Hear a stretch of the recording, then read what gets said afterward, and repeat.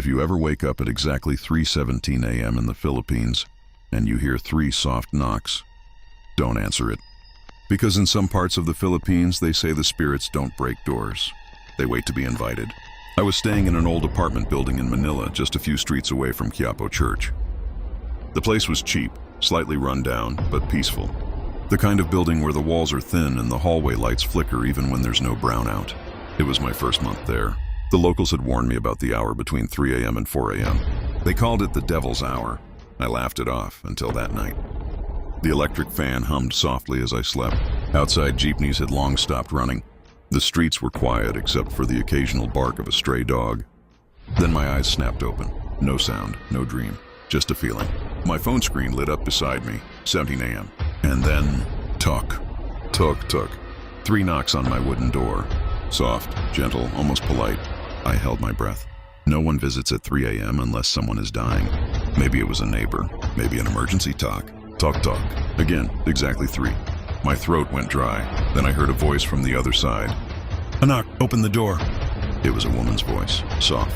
Old, the way Filipino grandmothers speak when they call you to eat. But I didn't know anyone like that in the building. I think you're at the wrong room, I whispered. Silence, then open the door. I'm cold. The hallway light flickered under the crack of my door, and I noticed something strange. There was no shadow. If someone stands outside your door, you see their shadow under the light. But there was nothing, just empty yellow light. My phone suddenly vibrated. Unknown number, I answered.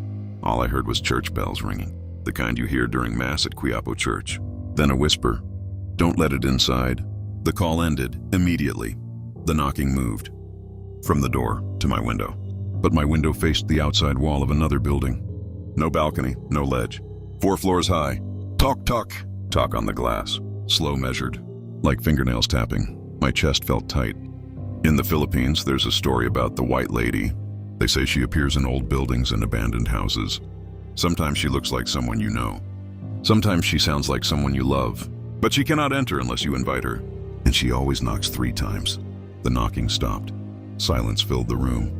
I thought it was over. Then, my wardrobe door creaked open. Slowly, by itself.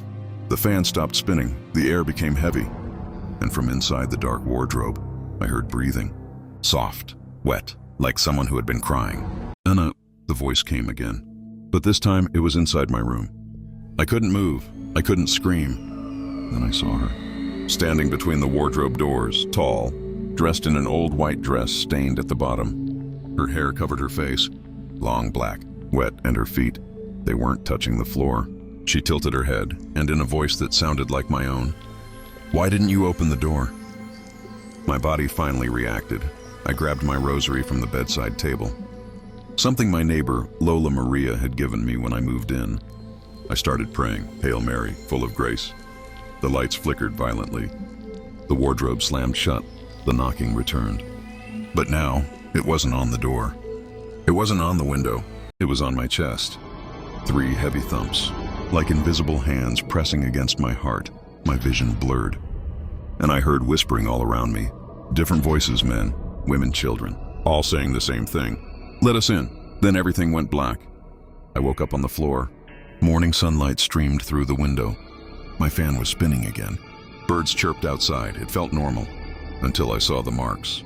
3 bruises on my chest, perfectly shaped like long fingers. I ran to the hallway. My door had 3 deep scratch marks, burned into the wood, and written faintly above them, "Next time." I moved out that week. I didn't tell the landlord why. He only said something strange before I left. "You stayed in room 317. My heart stopped. Why?" He shrugged. The last tenant left suddenly too. Said someone kept knocking at 3:17 a.m. I now live far away in Cebu City. Different building, different street. New life. But 3 nights ago, my phone lit up, 17 a.m. Unknown number. I didn't answer.